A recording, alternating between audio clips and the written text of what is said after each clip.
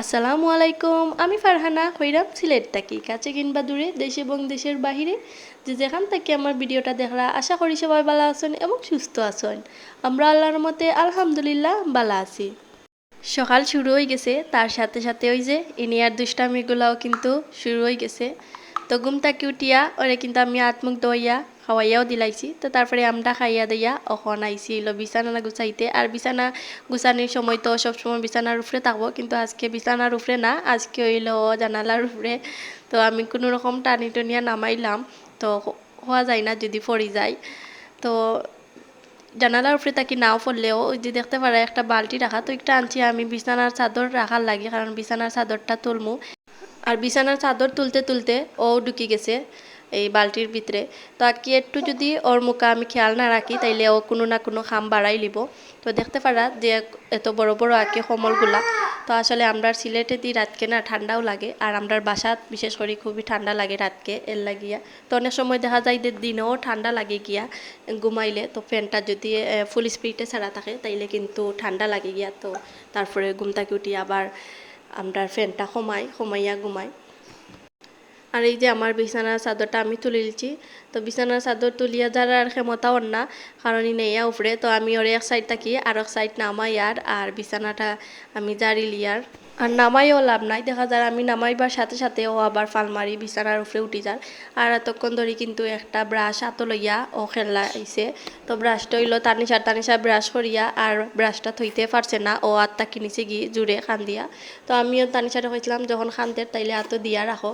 তো তারপরে দেখা গেছে ও জানালার মুখা ওই যে ব্রাশটা ফালাই দিছে। তো আমি দেখছি ও রাত বাড়াইছে, তো ব্রাশটার ফালাইতে দেখছি না, এখন আমি ব্রাশ তো কেয়ে ফাইয়ার না। তারপরে তো আর বাইদি দেখা জানে লাগে মোবাইলটার ক্যামেরা নিয়ে দেখি, আর তখন দেখি আর কেন ব্রাশ ফালাইল। তারপরে আর একটা ব্রাশ আনিসার তো একটা ব্যবহার করে না, ওটাও ফালাইল।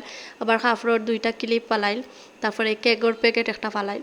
বাকি যাও ফাই ওখানে নেইয়া জানালা মুখা ফালাই দেয়।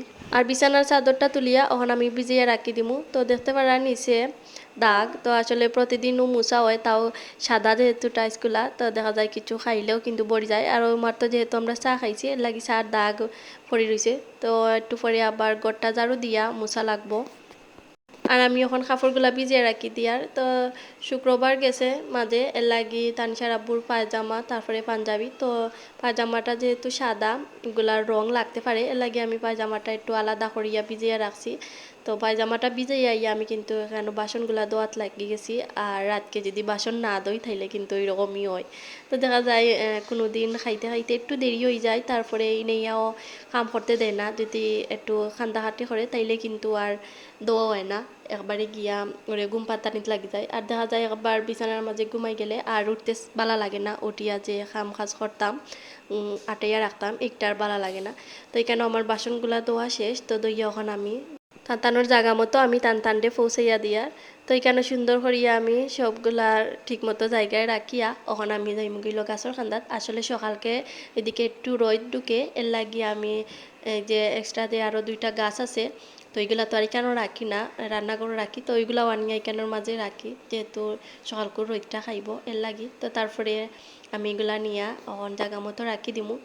সব ধরনের উইন্ডো প্লান্ট থাকি আমার, কিন্তু এই যে মানি প্লান্টটা খুব বেশি ভালো লাগে। তো আমি যেহেতু একটা আনছি আর একটা গিয়া আনমু।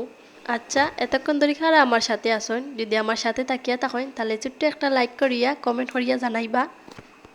আর আজকেও কিন্তু আমার প্রিয় কয়েকজন আপুর কমেন্টগুলা পড়মু।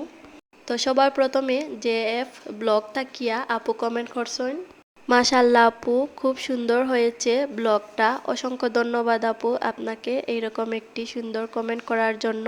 আপুরও কিন্তু একটি চ্যানেল আছে এবং খুব সুন্দর সুন্দর ব্লগ ভিডিও আপু আমাদের সাথে শেয়ার করেন, তো আপনারা চাইলে কিন্তু ঘুরে আসতে পারেন।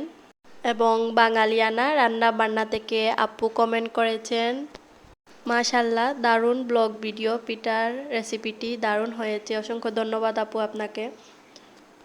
এবং শেষ কমেন্টটি পড়ব beauty kitchen with blogs channel থেকে আপু কমেন্ট করেছেন, আসসালামু আলাইকুম আপু, আপনার ভিডিও অনেক সুন্দর, তার সাথে গোলা রুটি চমৎকার। ওয়ালাইকুম আসসালাম আপু, তার সাথে আপনাকে অসংখ্য ধন্যবাদ এইরকম সুন্দর একটি কমেন্ট করার জন্য। একদিকে কিন্তু মুখ চলে, তার সাথে কিন্তু আমার হাতটাও চলে। তো দেখতে পারো আমি কিন্তু আমার প্রিয় কয়েকজন আপুর কমেন্ট পড়ে নিলাম, আর তার সাথে কাজগুলো কিন্তু অনেকটা সারি লিছি। তো এইখানের মাঝে আমি ওয়ার্ডরোবের উপরটা মুছি লিয়ার, আর মুছিয়া আমি আটাইয়া রাখি দিই এখন। তো এই যে ওয়ার্ডরোবের উপরটা কিন্তু গুছাইলছি। তো তার সাথে আমি পালংটাও একটু মুছি লিমু, আর এই যে সাইড বক্সটাও একটু মুছি লিমু। তো মুছিয়া তারপরে ড্রেসিং টেবিলটাও মুছমু। আর এগুলা কিন্তু প্রতিদিনও করা হয় না, তো দেখা যায় 2-3 দিন বাদে বাদে এগুলা মুছা লাগে। তো অনেক দুইল জমা হয়ে গেছে, তো এর লাগে একটু মুছি লিয়ার। আর আমি না এখন পানি দিয়ে মুছি না, দেখা যায় বেশি যে সময় একটু ময়লা লাগে গিয়া সেই সময় কিন্তু পানি দিয়ে মুছি। তো না হইলে কিন্তু পানি দিয়ে মুছি না, এমনি শুকনো একটা কাপড় দিয়া মুছিলাই। কারণ প্রতিদিন যদি এইরকম পানি দিয়া মুছি তাইলে কিন্তু ফার্নিচারের রঙগুলা কিন্তু উঠে যায়, এর লাগিয়া তো মাঝে মাঝে কিন্তু পানি দিয়া মুছি। তো নাইলে এরকম শুকনা কাপড় দিয়েও আমি মুছিলাই, শুধু দুল লাগুলো একটু জারিয়া ফালাই দেই। আর কেন আমি ড্রেসিং টেবিলটাও মুছি লিয়ার। তো ড্রেসিং টেবিল মুছিয়া আমি এখন ঘরটা ঝাড়ু দিলাম, যেহেতু আমার ফার্নিচার সবগুলা দুই রুমর যা যা আছিল আমি মুছিলছি, তখন আমি ঘরটা ঝাড়ু দিলাইমু। তো ঘরটা ঝাড়ু দিয়া তারপরে ঘরটাও মুছিলিমু। সকালকে ঘুম থেকে উঠিয়া নাস্তা বানানি থেকে শুরু হয়েছে, এখনও কিন্তু আমার হাতটা চলে। তো ঘরটা ঝাড়ু দিয়া ঘর মুছমু, তারপরে কাপড়গুলোও দইয়া দিমু, যেহেতু ভিজিয়ে রাখছি অনেকক্ষণ হয়েছে। তখন আমি ঘরটা মুছিয়া তারপরে কাপড়গুলা দইয়া দিলাইমু। তো কাপড় দইয়া একবারে গোসল করিয়া বাড়িয়া তারপরে ছাদে যাইমু কাপড়গুলা মেলাত।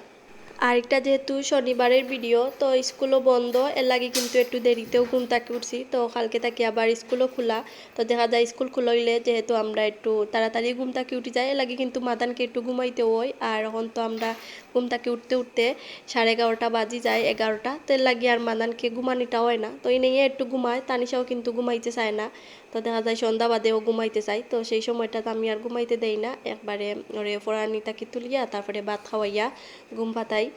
আর এখানের মাঝে সন্ধ্যাবেলা আমি সন্ধ্যার আগে কাপড়গুলো আনিয়ে রাখছি, ওইগুলো গুছিয়ে রাখছি না, কাপড়গুলো কিন্তু প্রচুর গরম আছিল, তো একটু ঠান্ডা করার লাগিয়ে আমি রাখছি। তারপরে এখন এগুলা আমি গুছাই লিমু। তো এখন আমি ওয়ার্ডরোবে যেগুলো থাকে ওইগুলো আমি গুছিয়ে রাখি দিমু, আর আলনার কাপড়গুলো আলনার মাঝে গুছিয়ে রাখি দিমু।